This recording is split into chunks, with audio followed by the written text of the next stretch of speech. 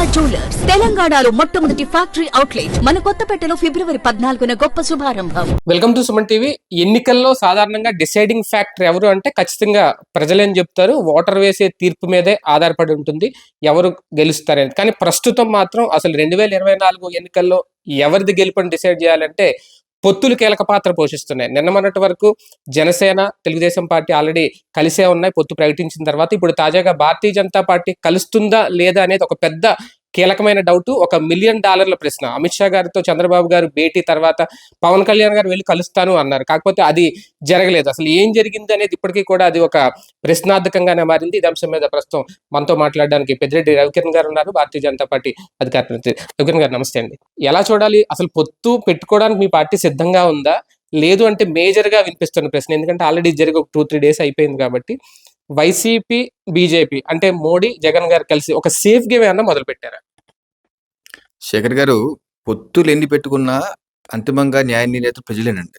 ఇందాక మీరు చెప్పినట్టు ప్రజలే నిర్ణేతలు. ఎందుకంటే పొత్తులు నాయకులు, పార్టీలు ఇష్ట ప్రకారం పెట్టుకోవచ్చు. కాకపోతే ఆ యొక్క పొత్తు నైతికమా, అనైతికమా, సహేతుకంగా ఉందా లేదా, ప్రజలకు ఇచ్చిన ఎజెండా ఏంటి, ఏ రకమైన ప్రత్యామ్నాయ పరిపాలన ఇస్తున్నారు అని ఫైనల్గా డిసైడ్ చేసేది ప్రజలు. సో ప్రజారంజకంగా పొత్తు ఉందా లేదా అని తెలిసేది ఎన్నికల తర్వాత. అదొకటి. సరే, ఇప్పుడు మేము భారతీయ జనతా పార్టీ ఆల్రెడీ పొత్తులో ఉన్నాం జనసేనతో. అది ఇప్పుడు కాదు, 4 ఏళ్ల క్రితం నుండి జనవరి 16, 2020 నుండి జనసేనతో భారతీయ జనతా పార్టీ పొత్తులో ఉన్నాం. ఆ రోజు విజయవాడలో ఇచ్చిన ఉమ్మడి స్టేట్మెంట్, వైసీపీ, టీడీపీ 2 ఒకే తాను ముక్కలు, అవినీతి పార్టీలు, కుటుంబ పార్టీలు. సో ఈ 2 పార్టీలకి ప్రత్యామ్నాయంగా భారతీయ జనతా పార్టీ, జనసేన కూటమి వెళ్ళాలి. రాష్ట్రంలో నీతివంతమైన పాలన, నిజాయితీమైన పాలన, కేంద్రంలో ఏ రకంగా నరేంద్ర మోడీ గారి పరిపాలన అందిస్తే అటువంటి పరిపాలన అందించాలన్నదే ఉమ్మడి పార్టీల యొక్క కామన్ ఎజెండా, ఎటువంటి షరతులు లేకుండా. అయితే మధ్యలో పవన్ కళ్యాణ్ గారు ఓట్లు చీలనేమని అంటాం ఇప్పటి సభలో, ఆ తర్వాత పొత్తులకు సిద్ధం అంటాం, ఆ తర్వాత స్లోగా వెళ్ళి సెప్టెంబర్ 13, 2023 సెంట్రల్ జైల్లో బయటకు వచ్చి నేను టీడీపీతో కూడా వెళ్తాను. అయితే ఈ విషయాన్ని నేను బీజేపీ కేంద్ర పెద్దతో మాట్లాడలేదు, నేను ఎన్డీఏలోనే ఉన్నాను, నేను మాట్లాడతాను అని చెప్పడం జరిగింది. సో ఇప్పుడు బీజేపీలో పొత్తులో ఉన్న జనసేనని Telugu Desam party one side love story అంటూ కొంతవరకు లాగింది. సో ఇప్పుడు ఒక కన్ఫ్యూజన్ వాతావరణం అయితే ఉన్నమాట వాస్తవం. ఇప్పుడు ఎన్నికలకు వెళ్ళే తరుణంలో రేపో ఎల్లుండో నోటిఫికేషన్ ఇచ్చిన తర్వాత ప్రజలకైతే స్పష్టంగా చెప్పాలి కదా. మేము చెప్పాలి స్పష్టంగా ఎవరెవరు వెళ్తారు, ఏ రకంగా వెళ్తారు అన్నది చెప్పాలి. వాళ్ళతో కలిసి వెళ్తాం లేదా. ఎందుకంటే ఇండివిజువల్ గా కూడా ఇటీవల మేము జనవరి 3వ తారీఖు విజయవాడలో ఏర్పాటు చేసుకున్న రాష్ట్ర పదాధికారుల సమావేశంలో ఉమ్మడి తీర్మానం కూడా చేశాం. ఏం తీర్మానం ఏంటి? ఉమ్మడి తీర్మానం అంటే పదాధికారులందరూ ఉమ్మడి కేంద్రం నుంచి దోతలతో సహా చేసిన ఏంటంటే, ఉమ్మడి అంటే అదే అందుకని అంటారా, ఉమ్మడి అంటే రాష్ట్ర నాయకత్వం, కేంద్ర నాయకత్వం అందరూ కూర్చొని ఆంధ్రాలో ఒక్కసారి, కేంద్రంలో మరొకసారి బీజేపీ సర్కార్, రాష్ట్రంలో ప్రజలు కాంగ్రెస్ కి, టీడీపీకి, వైసీపీకి అవకాశాలు ఇచ్చారు, ఒక్కసారి బీజేపీకి అవకాశం ఇవ్వండి అన్న. డబుల్ ఇంజిన్ సర్కార్ రావాలనేది మా యొక్క తీర్మానం, సింగిల్ లైన్ తీర్మానం. అంతేగాని పొత్తులు, ఎత్తులు అనేది కేంద్ర నాయకత్వం చూసుకుంటుంది. మేము అందుకనే ఆ తీర్మానానికి కట్టుబడే ఈ రోజు వరకు రాష్ట్రంలో ఉన్నటువంటి 25 పార్లమెంట్ ఎన్నికల కార్యాలయాలు ఓపెన్ చేశాం. అన్ని స్థానాలు 175 అసెంబ్లీ, 25 పార్లమెంట్ స్థానాల్లో పోటీ చేయడానికి ఆశావాహుల జాబితా తీసుకున్నాం. ఉమ్మడి దగ్గరగా 3,000 మంది దరఖాస్తులు కూడా రావడం జరిగింది. ఇదే కాక కేంద్ర పార్టీ దగ్గర కూడా దరఖాస్తులు ఉన్నాయి. సో మేము ఇండివిజువల్ గా వెళ్ళటానికి ఏ పరిస్థితుల కన్నా సరే సిద్ధంగా ఉన్నాం రాష్ట్ర నాయకత్వం. అయితే పొత్తుల విషయంలో నిర్ణయం తీసుకునేది ఫైనల్ గా కేంద్ర నాయకత్వం. వారు ఏం చెప్తారు ఏంటి అని చూస్తాం. అప్పటి వరకు మాత్రం మేము తప్పనిసరిగా ఈ రోజు మొన్నటి నుంచి కూడా పల్లెకి బీజేపీ గడప గడప కమలం కార్యక్రమాల్లో మీరు ఫోన్ చేసిన ముందు కూడా గ్రామాల నుంచి తిరిగి వస్తున్నారు. సో ప్రతి గ్రామానికి మేము వెళ్తున్నాం, ప్రతి ఎజెండా చెప్తున్నాం. ప్రధానమంత్రి నరేంద్ర మోడీ గారు చేసిన అభివృద్ధి సంక్షేమ కార్యక్రమాలు ప్రతి గడపకి రీచ్ అయ్యాయి. సో పొత్తులు అన్నది శేఖర్ గారు అది కేంద్ర నాయకత్వం చూసుకుంటుంది, అమిత్ షా గారు కేంద్ర నాయకత్వం గారు రాష్ట్ర అధినాయకత్వం నేతృత్వంలో మీ పనులు మీరు చేసుకెళ్ళిపోతున్నారు. మీరు ఇప్పుడు చెప్పినట్టు గడప గడపని వెళ్ళాను. అమిత్ షా గారు పిలిచి కూర్చోబెట్టారు అంటే పొత్తులకు సిద్ధమయ్యా, అంతకుమించి టీడీపీకి, బీజేపీకి మధ్య మాట్లాడుకోవడానికి వేరే ఏమైనా ఉంటాయి? టీడీపీ అధికారంలో లేదు, కొన్ని వెళ్ళి కలిసిందంటే ఏం జరిగింది అక్కడ? అంటే శేఖర్ గారు, గత సంవత్సరం జూన్ మాసంలో బహుశా 2-3 తారీఖులు అనుకుంటా, ఇదే చంద్రబాబు నాయుడు గారు అదే అమిత్ షా గారిని అదే అర్ధరాత్రి కూడా కలిశారు. ఏం మాట్లాడారు, ఏం చేశారు ఈ రోజు వరకు తెలియదు. ఈ రోజు వరకు తెలియదు. అయితే అప్పుడు కొన్ని వాళ్ళకి సంబంధించిన మెయిన్ స్ట్రీమ్ పత్రికలు తెలంగాణతో పొత్తు కుదిరిపోయినాయి. సంఖ్యలు అంకెలు పార్లమెంట్ ఎన్ని అసెంబ్లీలు ఎన్ని కూడా వచ్చాయి. అదేనా అయిందా? తెలంగాణ ఎన్నికల్లో మేము వెళ్ళింది భారతీయ జనతా పార్టీ జనసేనతో. తెలుగుదేశం పార్టీ కనీసం పోటీ కూడా చేయలేదు. సో ఇప్పుడు కలిశారు మళ్ళీ. ఏంది కలిసారు, ఎందుకు కలిసారు అంటే సాక్షాత్ అచ్చెన్నాయుడు గారికి తెలియదు. ఆ పార్టీ అధ్యక్షుడు అచ్చెన్నాయుడు గారికి తెలియదు. ఆయన ఏమంటున్నారు, కలిసిన మాట వాస్తవం, ఎందుకు కలిసారు నాకు తెలియదు, ఆ తర్వాత చెప్పినప్పుడు డిస్కస్ చేసి తెలియజేస్తాం అంటున్నారు. సో కలిసిన వారికే తెలియకపోతే కేంద్ర హోంమంత్రి గారు ఎందుకు కలిశారో అనేది ఒకటి తెలియదు, ఎవరికి తెలియదు. పొత్తుల గురించి చర్చ జరిగిందా, వ్యక్తిగత అంశాలు చర్చ జరిగాయా, లేకపోతే వారి మీద కేసులు ఉన్నాయి కదా, ఇప్పుడు ఈ మధ్య జైలు నుంచి బయటకు వచ్చారు. సో వారి యొక్క అనుభవాలు పంచుకుంటాకి వెళ్ళారా, లేకపోతే ఏం మాట్లాడతాకి వెళ్ళారు? ఒకసారి ఈ భేటీకి ముందే ఒక 2 రోజుల ముందు సోమవీరాజు గారు ఒక ప్రకటన చేశారు. 170 స్థానాల్లో మేము సిద్ధమైపోతున్నాం, దాదాపు 3000కి పైగా అప్లికేషన్లు కూడా మా దగ్గర ఉన్నాయి 175 స్థానాలకు సంబంధించి. చెప్పిన 2వ రోజే ఈయన వెళ్ళారు, కలిశారు. మీరు అన్నట్టు అంతఃపుర రహస్యం ఏంటనేది మీరు బయట పెట్టట్లేదు, వాళ్ళు బయట పెట్టట్లేదు. 2014 రిపీట్ అవబోతుందా? అదే గనక జరిగితే అప్పుడు కమిట్ అయిన 15 స్థానాల అంతకు మించి ఎక్కువ కోరుకునే అవకాశం ఏమన్నా ఉందా? మా పార్టీ పెద్దలు మాజీ రాష్ట్ర అధ్యక్షులు సోమవీరాజు గారు నేను చెప్పిన ఈ వీడియో స్టార్టింగ్ లో నేనే చెప్పాను. నేను చెప్పిన ఆయన చెప్పిన ఎవరు చెప్పినా ఒకే లైన్, పార్టీ లైన్. ఆ ప్రకటన మేము ఆ యొక్క తీర్మానం నేను ఇందాక చెప్పాను, జనవరి 3వ తారీఖు తీసుకున్నాను. సో మా ప్రయాణం హైవే, మేము వెళ్ళిపోతా ఉంటాం. వచ్చేవాళ్ళు అప్పుడు చూస్తారు, కింద నాయకత్వం చూసుకుంటుంది. ఎందుకంటే ఈ రోజు గ్రామాన ప్రధానమంత్రి నరేంద్ర మోడీ గారి నాయకత్వాన్ని జేజేలు పలుకుతున్నారు.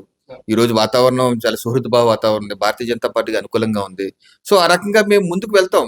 సో పొత్తుల విషయం అన్నది అప్పుడు చూద్దాం. ఎందుకంటే మీరు అది మన చేతుల్లో లేదు కదండి. నా స్థాయిలో నాలాంటి సామాన్య కార్యకర్త దాని మీద కమిట్ అయ్యేది. నిన్న అమిత్ షా గారు ఏదో గ్లోబల్ బిజినెస్ సమిట్ లో మాట్లాడినప్పుడు నావిక గారు అడిగారు, ఏంటి ఎన్డీఏ కూటమి మీ యొక్క కుటుంబాన్ని పెంచుకుంటున్నారు, ఇలాగా నితీష్ కుమార్ గారు వస్తున్నారంటే మాకు ఫ్యామిలీ ప్లానింగ్ లేదు, ఇంట్లో ఉంటే ఫ్యామిలీ ప్లానింగ్ కానీ ఈ పార్టీలో లేదు అని చెప్పడం జరిగింది. అలాగే వారు స్పష్టంగా చెప్పింది ఏంటంటే భారతీయ జనతా పార్టీ 7 దశాబ్దాలుగా ఒకే సిద్ధాంతం ఆధారంగా పనిచేస్తున్నాం, ఏకాత్మత మానవవాదం, అంత్యోదయ సిద్ధాంతం. దీనికి నచ్చిన వాళ్ళు వస్తుంటారు, జాయిన్ అవుతుంటారు. కొన్ని సందర్భాల్లో వాళ్ళు వెళ్ళిపోయారు, మేము ఎప్పుడు ఎవరిని వెళ్ళమనలేదు, ఏ మిత్రపక్షం మేము వెళ్ళమనలేదు. వాళ్ళ రాష్ట్ర రాజకీయ పరిస్థితి కావచ్చు, కొన్ని కారణాలు వెళ్ళిన మళ్ళీ వస్తే మాకు అభ్యంతరం లేదన్నారు. అదే సందర్భంలో మరి ఆంధ్రప్రదేశ్ నుంచి జగన్మోహన్ రెడ్డి గారు చంద్రబాబు నాయుడు గారు కలిశారు కదా, ఇక్కడ కూడా మీరు ఎన్డీఏ కుటుంబాన్ని పెంచుకుంటారా అంటే అమిత్ షా గారు అన్ని ఈ వేదిక మీద చెప్పలేం కదా, కొన్ని రోజుల్లో దాని మీద స్పష్టత వస్తున్నారు. వెంటనే పంజాబ్ లో అకాలీదళ్తో చర్చలు జరుగుతున్నాయంటే అవును చర్చలు జరుగుతున్నాయి, ఇంకా ఫైనలైజ్ కాలేదని. సో ఇలాగా అమిత్ షా గారు పెద్ద నాయకుడు, హోంమంత్రి గారు, మా పార్టీ నాయకులు ఒక లైన్ ఇవ్వడం జరిగింది. సో దానిలోనే మనం ఏదైనా లాక్కోవాలి తప్పితే దీనిలో నిజంగా పొత్తుల మీద జరిగినాయా అన్నది కూడా ఆ వ్యాఖ్యల నుంచి ఎక్కడ స్పష్టత లేదు. పార్లమెంటు సాక్షిగా మోడీ గారు చేసిన ప్రకటన లేదంటే చాలా గట్టిగా వ్యక్తం చేసిన ధీమా 370 పార్లమెంటు స్థానాలు ఈసారి గెలిచి తీరతాం అనేది, ఎన్డీఏలో కలుపుకునే పార్టీలను పెంచుకునే విషయంలో టీడీపీని స్వాగతించడం అనేది ఎంతవరకు కరెక్ట్, అదేమైనా జరుగుతుందా? సార్ ఇప్పుడు ప్రధానమంత్రి నరేంద్ర మోడీ గారు బీజేపీకి ఒంటరిగా 370, ఎన్డీఏకి 400 తగ్గమన్నారు. కొంతమంది అనుకోవచ్చు ఇది చెప్తారులే అని. 2014 ఎన్నికల ముందు ప్రధానమంత్రి అభ్యర్థిగా నరేంద్ర మోడీ గారు బీజేపీకి ఒంటరిగా 280 సీట్లు తగ్గమన్నారు, అలాగే వచ్చాయి. అలాగే ఎన్డీఏకి 300 తగ్గమన్నారు, అలాగే వచ్చాయి. 2019లో ఇది 5 రాష్ట్రాల ఎన్నికలు ఓడిపోయారు, మీరు అంత పని అయిపోయింది, బీజేపీ పని అయిపోయింది అని మన రాష్ట్ర ముఖ్యమంత్రి, అప్పటి ముఖ్యమంత్రి వెళ్ళి కాంగ్రెస్ తో చేతులు కలిపిన సందర్భాలు మనం చూసాం. ఆ రోజు నరేంద్ర మోడీ గారు చెప్పింది ఏంటి, బీజేపీకి 300 తగ్గవు, ఎన్డీఏకి 350. అదే జరిగింది. ఇప్పుడు అంతకు మించి వాతావరణం ఉంది. సో తప్పనిసరిగా ప్రధానమంత్రి నరేంద్ర మోడీ గారు ఏ చెప్తున్నారు 100% చెప్తున్నారు. అదే కాంగ్రెస్ పార్టీకి 40 కూడా రావన్నారు. అసలు ఈ రోజు వరకు కాంగ్రెస్ పార్టీకి దశాబ్ద కాలంగా ప్రతిపక్ష హోదా కూడా లేదు. డౌట్ ఏంటి మీ ధీమా, మీ హైకమాండ్ ధీమా? ఒక బలమైన ప్రతిపక్షం లేకపోవడమా, ఐఎన్డీఏ కూటమిలో బలం తగ్గిపోవడమా, వీగిపోవడం? ప్రధానమంత్రి నరేంద్ర మోడీ గారు వచ్చాక వారి యొక్క పాలన ఎంత పారదర్శకంగా ఉందంటే ప్రతి 5 ఏళ్లకి ఎన్నికలకు వెళ్లే ముందు ప్రజల ముందు వాళ్ళ ప్రోగ్రెస్ రిపోర్ట్ పెడుతున్నారు. నేను 5 ఏళ్ళు ఇది చేశాను, ఇదిగో 4 కోట్ల ఇల్లు నిర్మాణం చేశాను, ఇదిగో జాతీయ రహదారులు ఇదివరకు 90,000 కిలోమీటర్లు, 1,50,000 కిలోమీటర్లు చేశాను, ఇదిగో మెడికల్ కాలేజీలు నేను రాకముందు 2014 ముందు 380 ఉన్నాయి, ఇప్పుడు 750 చేశాను. అలాగే యూనివర్సిటీలు ఉన్నాయి, ఐఐఎంలు ఎన్ని ఉన్నాయి, ఇన్ని చేశాను. ఎయిమ్స్ ఇదివరకు 7 ఉన్నాయి, ఇప్పుడు 23 చేశాను. అలాగే పేదలకి 11 కోట్ల మందికి ఉచితంగా గ్యాస్ సిలిండర్లు ఇచ్చాను. అలాగే ముద్రా రుణాలు దేశవ్యాప్తంగా 25 లక్షల కోట్ల ముద్రా రుణాలు ఇచ్చారు. సో ఈ ప్రోగ్రెస్ రిపోర్ట్ ముందు పెడుతున్నారు. రైల్వే లైన్లు, వందే భారత్ రైల్వే లైన్లు కాదు, ఎలక్ట్రిఫికేషన్. స్వతంత్ర భారతదేశంలో కేవలం 20,000 కిలోమీటర్లు రైల్వే లైన్ ఎలక్ట్రిఫికేషన్ అయితే ఈ రోజు 10 ఏళ్లలో ఇంకో 20,000 అయిపోయింది. 100% పూర్తి అయిపోయింది. ఆల్మోస్ట్ వచ్చే నెల అయిపోతుంది. సో ఇంత వేగంగా పారదర్శకంగా పనిచేసే సేవకుడు, ప్రధాన సేవకుడు డే 1 మొదటి రోజు ఏదైతే నరేంద్ర మోడీ గారు అన్నారు, ఈ రోజు కూడా అదే మాట. నేను ప్రధాన సేవకుడు 140 కోట్ల ప్రజలు అదే కోరుకుంటున్నారు. అటువంటి సేవకుడు కావాలని కోరుకుంటున్నారు. ప్రోగ్రెస్ రిపోర్ట్ కనపడుతుంది, అన్ని రంగాల్లో కనపడుతుంది. సో అందుకని ఇంకా ప్రజలకు భారతీయ జనతా పార్టీ వైపు మద్దతు పెరిగింది, ప్రధానమంత్రి నరేంద్ర మోడీ ప్రేమ పెరిగింది. అందుకని ఆ రకంగానే ఓట్లు కూడా రిఫ్లెక్ట్ అవుతాయి, వారిని ఆదరిస్తారు, మూడోసారి కూడా ప్రధానమంత్రి అవుతారు. అలాగే ఆంధ్రప్రదేశ్ రాష్ట్రంలో కూడా గణనీయమైన సీట్లు సాధించుకుంటామన్న నమ్మకం అయితే, దృఢ విశ్వాసం అయితే మాకు ప్రజల మీద ఉంది. దీంట్లో అయోధ్య అంశం మీద ఎంతవరకు మీకు ధీమా కనబడుతుంది? అంటే ఉత్తరాది లాంటి రాష్ట్రాల్లో అయితే అది సక్సెస్ అవుద్దేమో కానీ హిందుత్వం సంబంధించి, దక్షిణాదిలో అయితే అది కష్టం అనేది కూడా వినిపిస్తున్నది. దాని మీద అయోధ్య రామ మందిర నిర్మాణం అన్నది భారతీయ జనతా పార్టీ మేనిఫెస్టోలో దశాబ్దాలుగా పెట్టినటువంటి ఎజెండా. మేము ఇప్పుడు ఏదో కొత్తగా చేస్తాం కదా, దశాబ్దాలుగా ఉన్నటువంటి ఏ పార్టీనూ పెట్టలేదు. ఎందుకది? భారతదేశ ప్రజల యొక్క ఆత్మ, మన సంస్కృతి, శతాబ్దాల క్రితం జరిగినటువంటి తప్పుని కరెక్ట్ చేయాలి. ఈ దేశం యొక్క సంస్కృతి, ఈ దేశం యొక్క ఆత్మ పునరుజ్జీవం చేయాలి అని భారతీయ జనతా పార్టీ కట్టుబడి ఉంది. అలాగే ఈ రోజుకి అది సాకారం చేయగలిగాం. తప్పనిసరిగా ఎజెండా. ఆ క్రెడిట్ అయితే మీకే దక్కుద్ది. ఆంధ్రప్రదేశ్ రాష్ట్రం మీద ఆ ప్రభావం ఉంటుందా? దానివల్ల మీకు ఏమైనా ప్రయోజనం ఉంటుంది? ప్రపంచ దేశాల్లో ఉన్నటువంటి హిందువులే ఆనందపడుతున్నారు. ప్రపంచ దేశాలు, అది థాయిలాండ్ అని కాదు, ఇండోనేషియా అని కాదు, న్యూజిలాండ్ అని కాదు, అమెరికా అని కాదు, ఆస్ట్రేలియా అని కాదు, లేదా ఇంగ్లాండ్ అని కాదు, ఎక్కడన్నా సరే మనం చూసాం కదా ఏ రకంగా అన్ని చోట్ల ర్యాలీలు తీసి ఎలా చేస్తారో. ప్రపంచ వ్యాప్తంగా ఉన్నటువంటి హిందువులే కాదు, కానీ కర్ణాటకలో ఎందుకు సక్సెస్ కాలేకపోయారు? అప్పటికే అయిపోయింది అంత, ప్రారంభోత్సవం ఒక్కటే జరగలేదు. ఏంటిది? కర్ణాటకలో ఎందుకు సక్సెస్ కాలేకపోయారు? దక్షిణాదిలో ఎలక్షన్స్ కట్టారా? మేము ఎలక్షన్ ఎజెండా అంటలేదు. మేము ఏంటంటే రామాలయ నిర్మాణానికి ఎలక్షన్ కి లింక్ మేము చేయట్లేదు. నేను అలా ఏమో అనలేదు. ప్రయోజనం తర్వాత విషయం. మేము ఇప్పుడు భారతీయ జనతా పార్టీ ప్రయోజనాల కోసం, ఎన్నికల ప్రయోజనాల కోసం, మేము ఎన్నికల కోసం, ట్రిక్కుల కోసం అలా ఎప్పుడు చేయలేదు.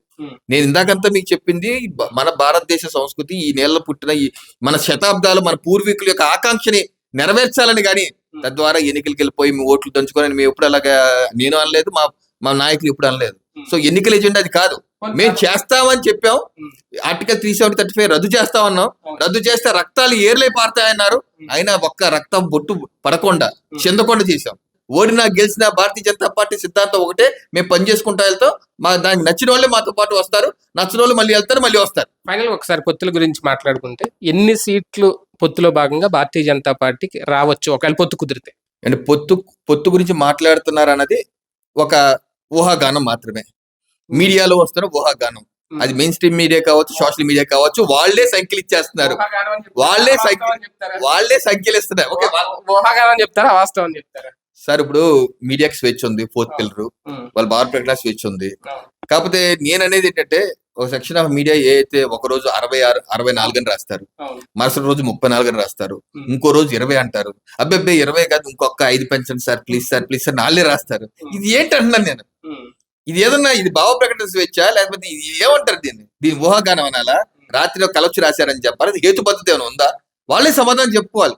ఈ రకంగా రాసేసి సోషల్ మీడియా తిప్పేసిన దానికి భారతీయ జనతా పార్టీ అధికార ప్రతినిధులుగా ఒక సామాన్య కార్యకర్తలు మేము స్పందించాలంటే దానికి స్పందించే స్వేచ్ఛ. మీరు గ్రామీణ ప్రాంతాల్లో తిరుగుతున్నారని చెప్పారు కదా, మీరు సింగిల్ గా తిరుగుతున్నారా, జనసేనతో కలిపి తిరుగుతున్నారా? మేము ఒంటరిగానే తిరుగుతాం. ఎందుకంటే ఏ పార్టీ అయినా సరే వారి యొక్క బలం పెంచుకోవాలి. ఎన్నికలు వచ్చినప్పుడు వారి బలం, మా బలం రెండు కలిపి ఓవరాల్ గా మ్యాండేట్ వస్తుంది. మిత్రపక్షమే. నేను ఏంటి, ఏ పార్టీకి ఆ పార్టీ అన్ని బూతుల్లో బలం పెంచుకోవాలి. రాష్ట్రంలో ఉంటున్న 46,123 పోలింగ్ బూతుల్లో అన్ని పార్టీలు, జనసేన మా మిత్రపక్షం కూడా బలం పెంచుకోవాలి. మేము కూడా బలం పెంచుకుంటాం. ఎలక్షన్ వచ్చినప్పుడు ఇద్దరు కలిసి పనిచేస్తాం, ఇద్దరు కలిసి ఓట్లు వేయటం. మా బలం వాళ్ళ బలం ఇద్దరికి యాడ్ అవుతుంది. అంతేగాని మేము బలంగా ఉండి వాళ్ళు బలహీనంగా ఉన్నా పొత్తు అంత సాటిస్ఫాక్షన్ గా ఉండదు. మీ అభిప్రాయం ఏంటి? 2014కి 2024కి భారతీయ జనతా పార్టీ ఓటు శాతం ఎంత పెరిగింది అనుకుంటున్నారు?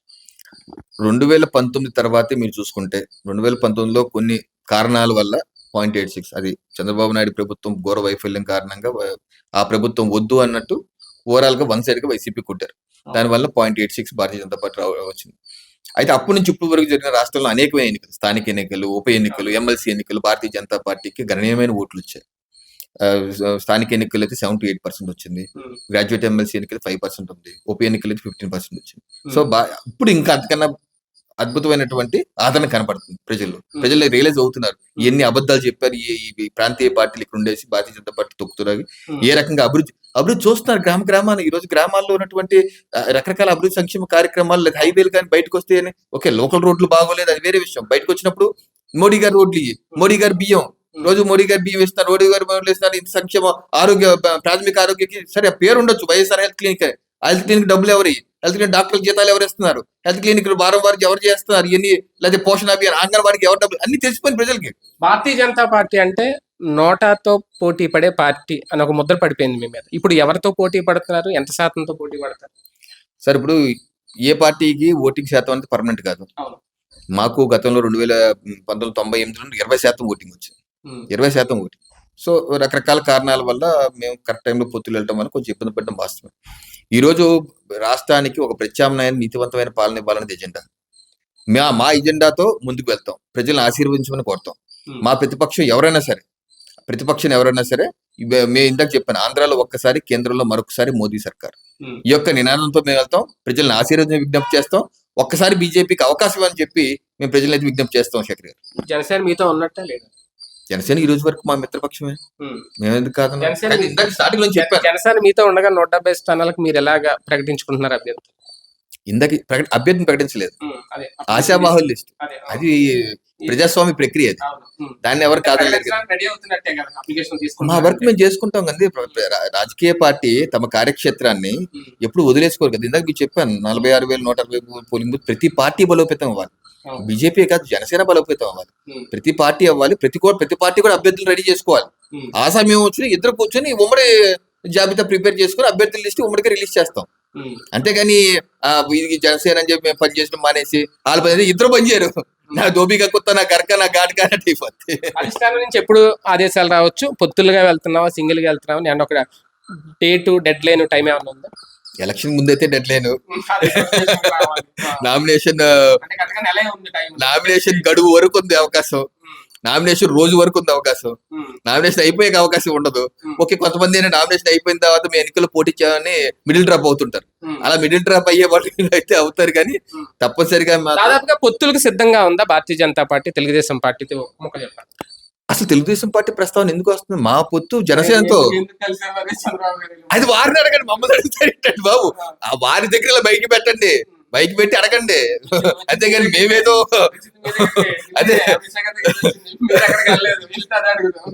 మేమేదో దొరికాము కాకినాడ సద్దుల్లో అని చెప్పి మీరు వచ్చేసారు. కానీ